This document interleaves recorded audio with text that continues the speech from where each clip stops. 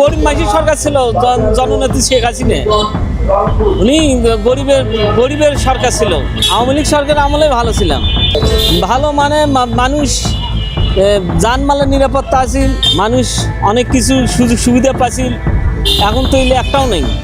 মানুষ তো খুব দিনকাল কষ্টের মধ্যে কাটাচ্ছে। মানুষের বহু ভোগান্তি, জিনিসপাতির দাম তো ঊর্ধ্বগতি। আওয়ামী লীগ সরকারের চাও তো এখন জিনিসপাতির দাম ঊর্ধ্বগতি। না, গরিব মানুষের সরকার ছিল জননেত্রী শেখ হাসিনা। উনি গরিবের সরকার ছিল। গরিব মানুষের বহু কিছু দিছে, বহু কিছু সুযোগ সুবিধা পাচ্ছে।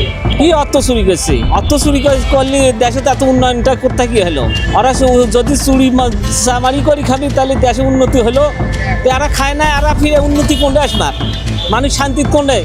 আজ আমাদের এলাকায় মানে চোর ডাকাত ছিনতাই বাড়ি গেছি। এখন এই সন্ধ্যার রাত 8টা-9টার পর আমরা এই যে অটো মিশুক ভ্যানগুলো নিয়ে মানুষ বারবার পারছে না, যেটা সেটা বান্দি ধরি কাড়ি ছিঁড়ি নাওছে।